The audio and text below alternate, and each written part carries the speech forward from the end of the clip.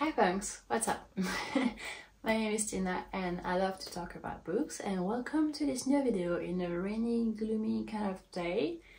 And I wanted to talk today about the books I've read in September. There are quite a few and also a lot of mangas, so without further ado, let's just jump into it. Hot and strong, as I like them.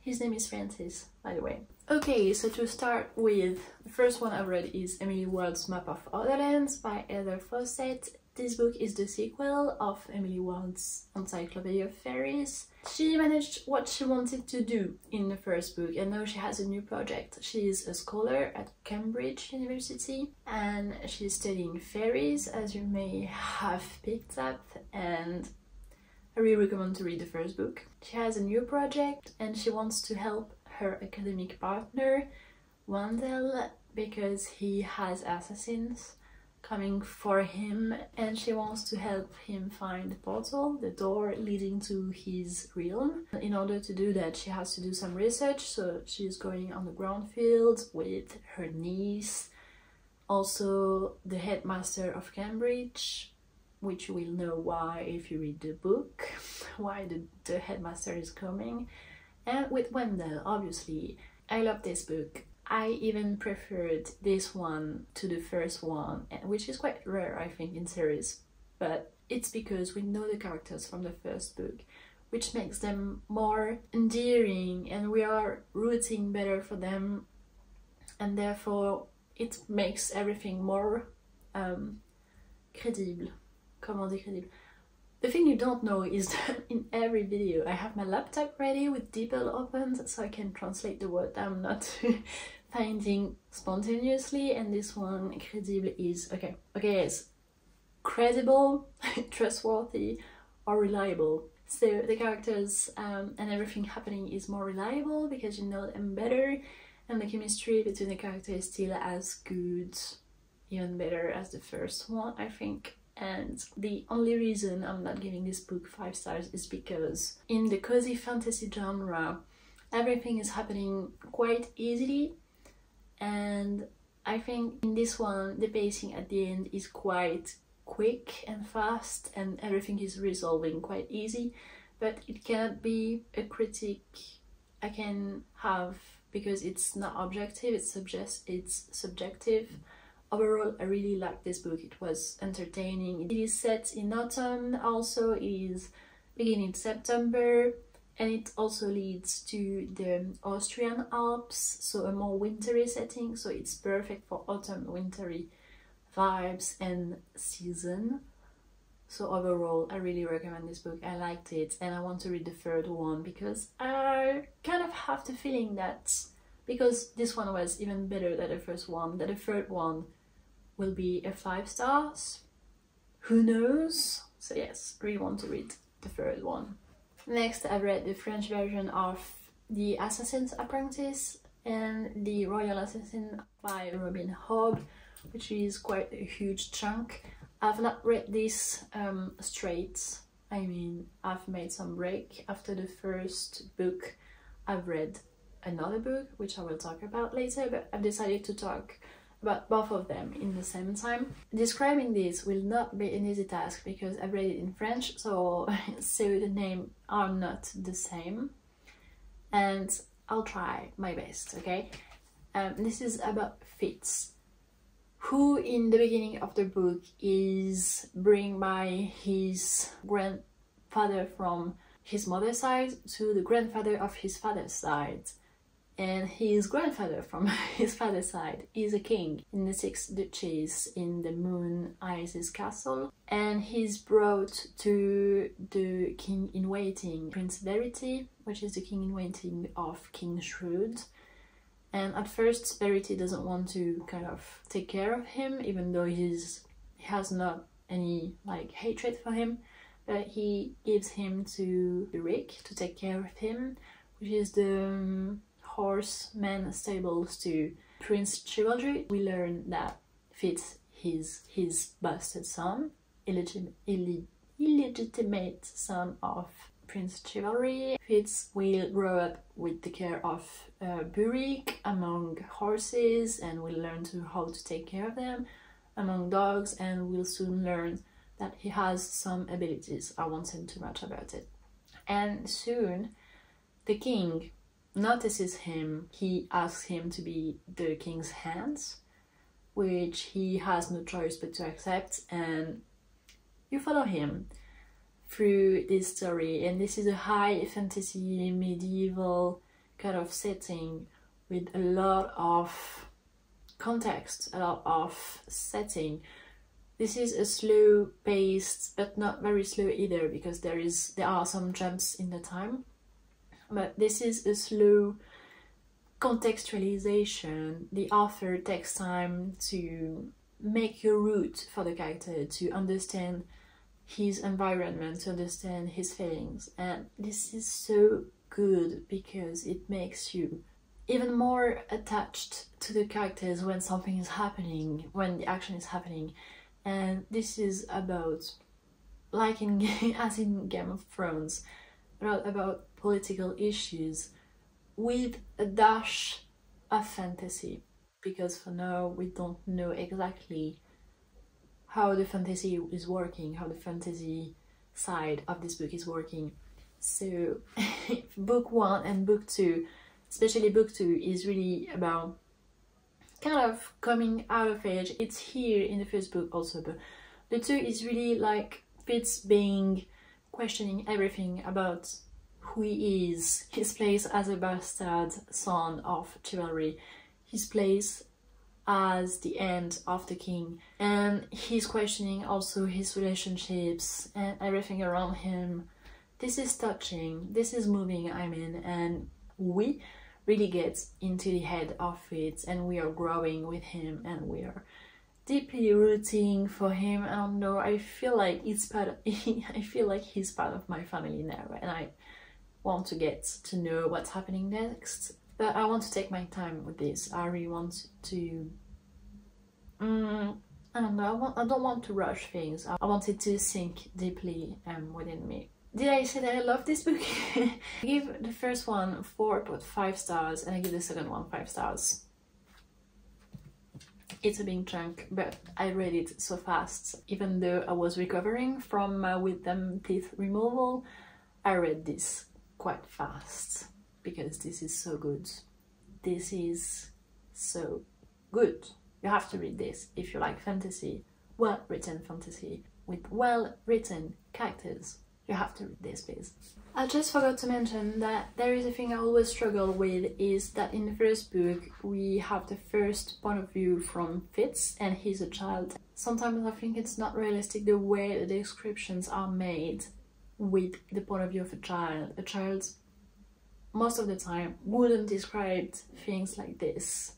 So, but it only gets better and better. There is sometimes some repetition to it, but overall, as I said, loved it. PPS also, I forgot to say that the Fool is evolving through the stories. The Fool being one of my favorite characters, and I have a quote from him I want to tell you. Fitz saying, "Not all men are destined for greatness," I remind him.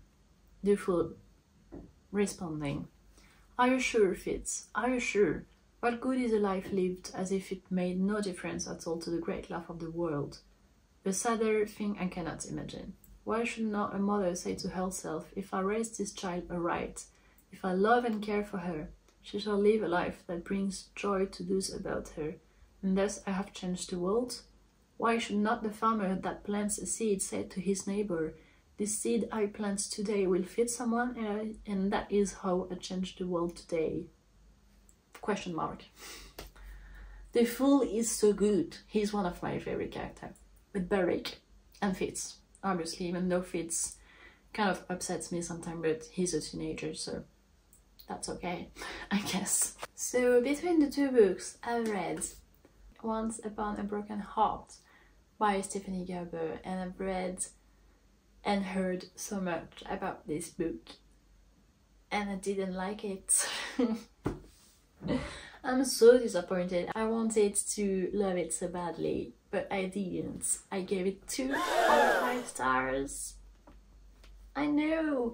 This is the story of Evangeline Fox. She truly believes in love, that until the man she loves decides to marry another one, and to start the wedding she decides to go to the Prince of Hearts, but he's wicked. Is not a good idea, it's dangerous, it's risky, but she does it anyway, and in return he asks her for 3 kisses anytime he wants, and she agrees. I didn't love this book for so many reasons. The first one being that the characters were flat, like really flat. Main character, despite the fact that she believed in true love, didn't have any other passions or hobbies. She worked in a bookshop, but the descriptions are not lively. The descriptions does not make me feel anything, and the pacing was off, very off. You felt that when the author didn't know what to say, she just skipped moments that could have been great to hear about, but she just doesn't, and skip off until the next interesting happens, but it's not even interesting because it's not very well written. Ugh, sorry, I'm just I'm mean at this point, but I'm trying to be constructive. And the secondary characters are flat also. The plot, I really want to highlight this. I am not the kind of girl that can predict how the story is going and where it's going. Even in the easiest one, because I try not also to not overthink everything to be surprised. But this one, just because I was bored during the book, I could predict everything, and it was not entertaining. Therefore, the story was not entertaining at all. I almost DNF'd it so many times, but I wanted to get through it because I wanted to get why everyone loved this book, and in a sense I can get why, because it's a romance. The world is set in a fantasy world, fairy tale-esque like, but it's only about romance, you know? And the man she loves at the beginning, we don't hear a lot from him, we just hear the pain she's having. But as we don't have information about their previous relationship, we cannot root for them, therefore I could not care. And it's just, even the romance was not good, even the chemistry between the character. I felt like Two Rocks had more chemistry, and I mean, I give it 2 stars because I can get why people loving romance book could find it entertaining, but for me it just didn't work because I thought the chemistry was off. Some features in this book just felt odd and weird, and overall everything, every time a thing was happening in this book just felt cringe as heck, and I don't know, didn't work for me. I could understand why some people can like it, but personally wouldn't recommend it because I felt nothing reading this book. I got nothing out of it, so it's a no for me. Almost DNF'd it, but really wanted to get through it. Overall, I'm not hating it, but it's not good either. 2 stars. 2 stars. A 1 star for me would be like DNFing it from would be like DNFing it through the book. It would mean like I would not recommend under any circumstances this book. I would not be recommending it personally, but I understand why some people recommend it. A 1 star book for me, I would not even understand why some people would recommend a book.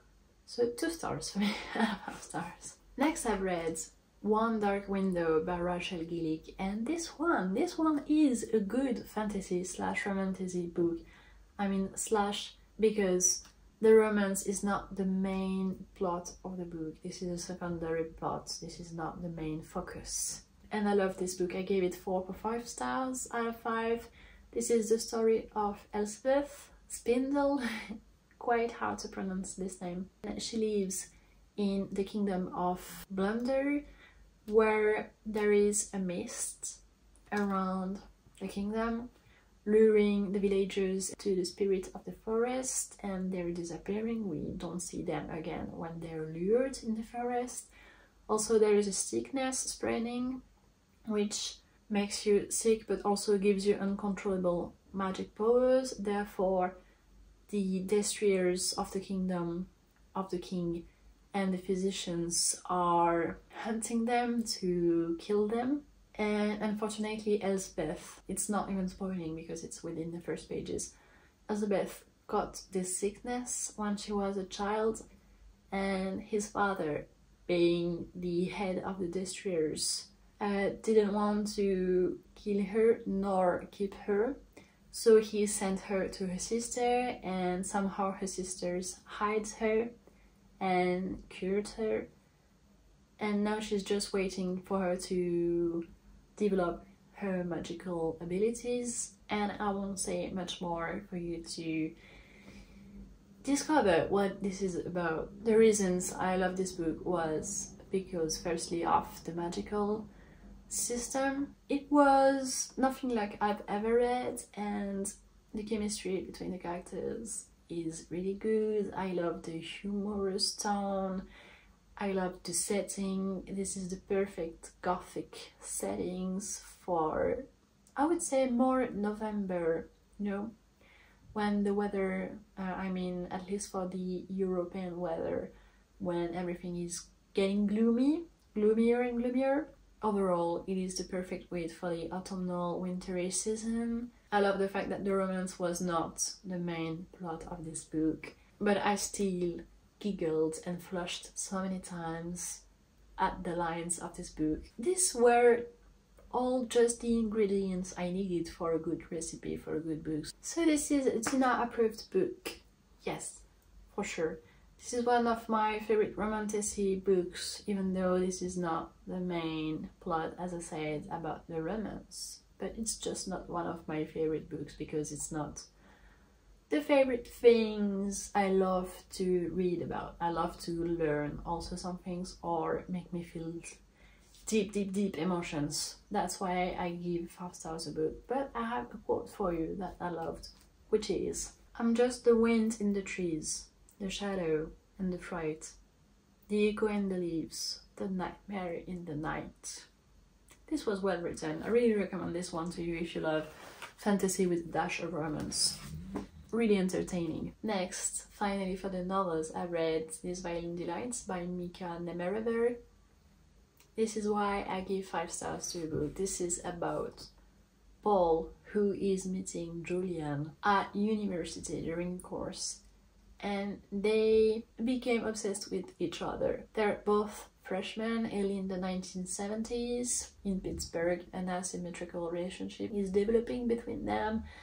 Paul is rather an artistic, really insecure as heck, whereas Julian is just effortlessly charming with a wealthy background and also smart, so the two of them loves to exchange together because they're smart and they found an equally smart person, and Paul looked up at Julian and quickly developed an obsessive kind of admiration for him. As I said in the vlog where I read this, the previous one I posted, I was quite impressed by the fact that this is only the debut novel of Mika Nemerever, because this is a compelling thriller about 2 students, and we know already from the prologue that something is happening to them at the end. However, I really wanted to get to know how they would come to this.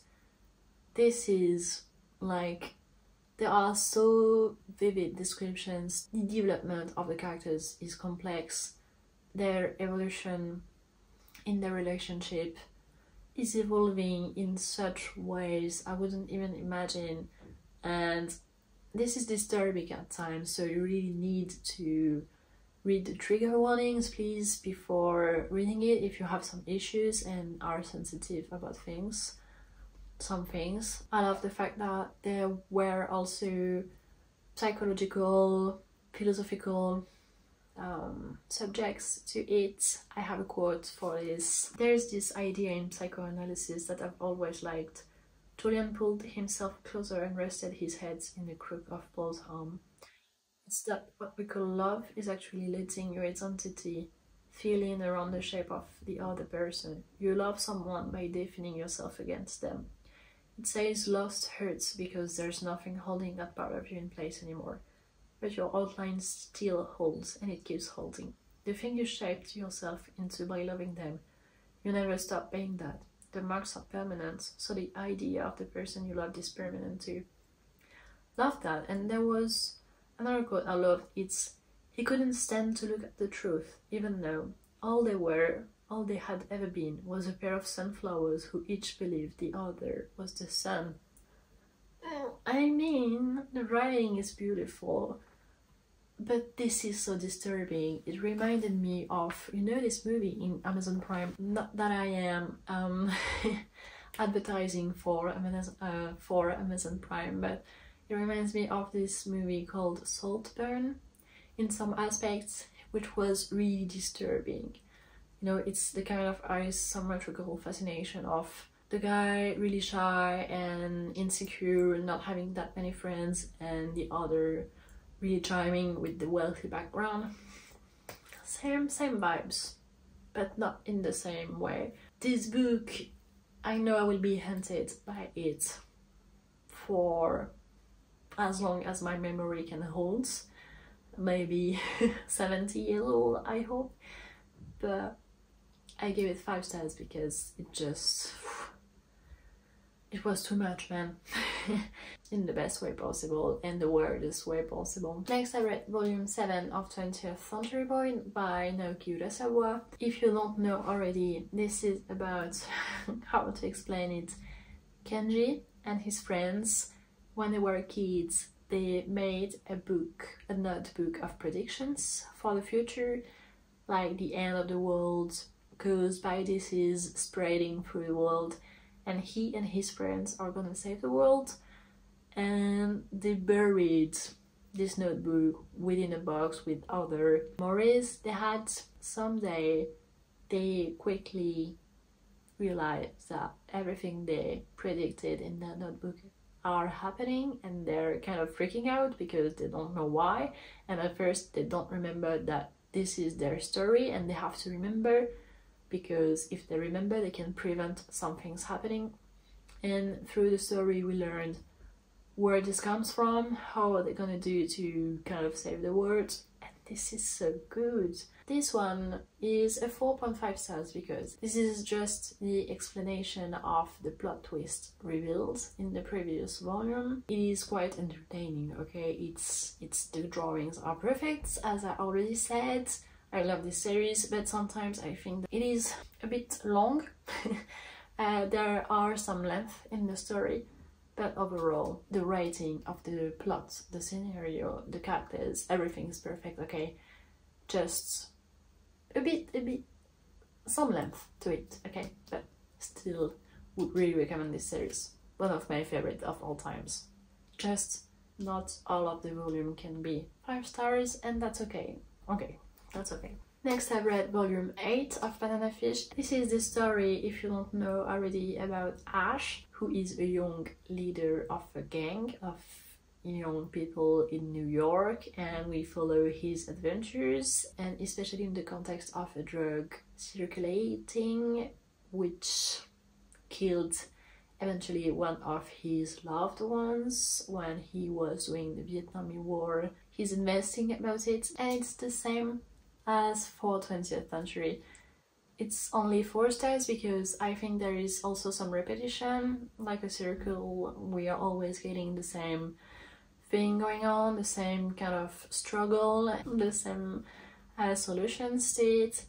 But overall, I still really like the story. It just, I can't give, I mean, I can if I want to, but I don't want to give every volume 5 stars, so this one is only 4 stars, okay? But still really entertaining. Still recommend Banana Fish, of course, but I prefer 20th Century Boy, okay?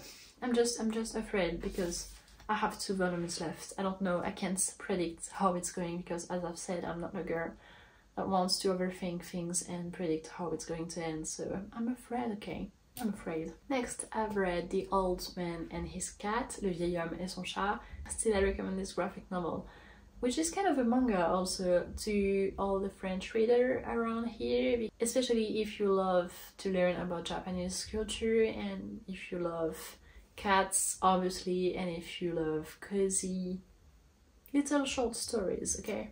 This one is perfect for you. Next, I've read Black Butler, volume 14 by Yanata Toboso, yes. As I said on my full recommendations, if you don't already know, this is about Ciel Fontavive, who is an aristocrat who inherited from his parents because he's an orphan. They died, their manor burned, and he somehow escaped this fire, and now he has a butler taking care of him. He kind of got to deal with him. I don't want to say too much about it, but this is the perfect gothic setting with the Sherlock Holmes, but with fantasy kind of vibes. And this one, we are left at the end with a cliffhanger about one of the characters. The setting is really inspired by the Titanic, and it's hilarious in some ways because there are also zombies in it.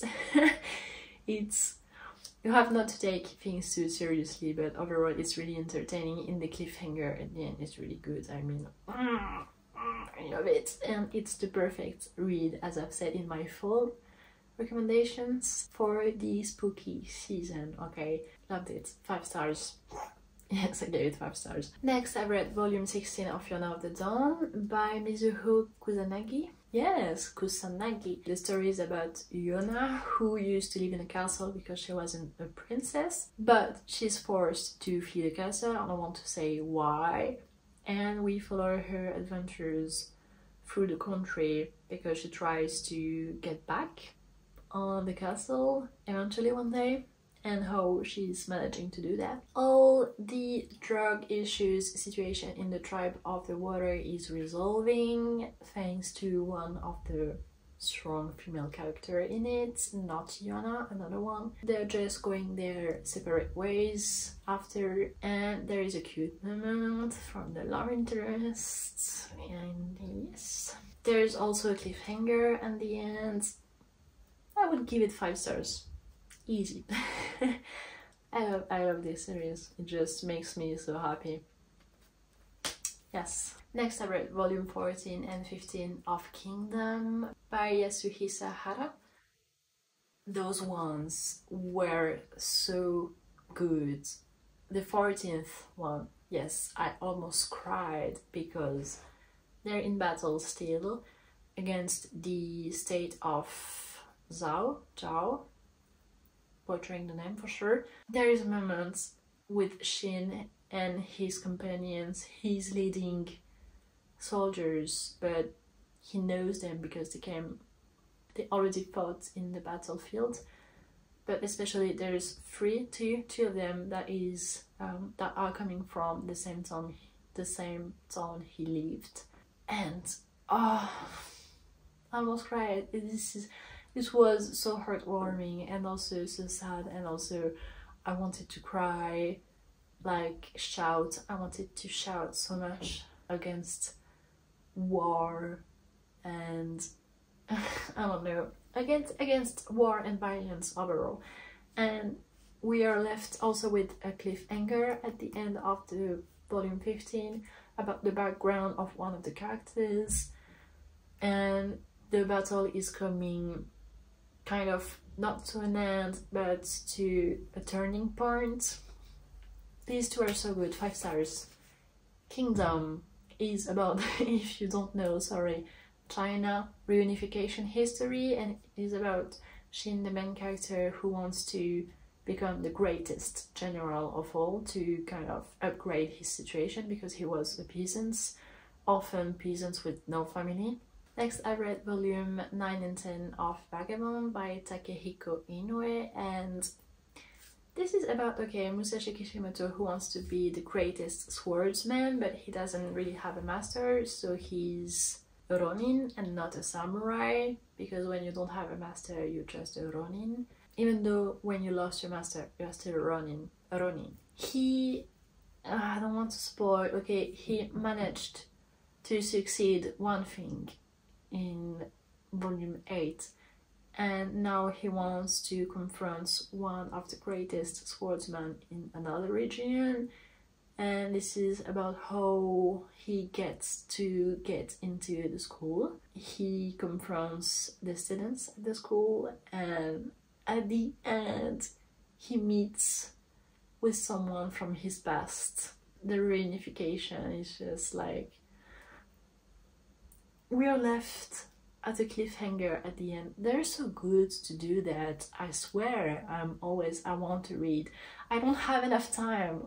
I don't even have enough of a lifetime to read all the things I want to read. I'm a book anxious person, okay? I'm afraid to die before I can read everything I want to read, okay? Can you relate to that? I mean, I feel like Rory when she first went to Harvard and saw the library with thousands and thousands of books, and she's like, I've only read 600 books and I'm 16. I'm a piece of shit. And I'm like, I'm 26 and I've only read 300 books. I am 10 years older than her, and there are so many books in this world. I'm rambling. I gave them 5 stars also. Okay, I'm too easy with the stars with the mangas. I don't think so. Okay, those ones were, okay, maybe not.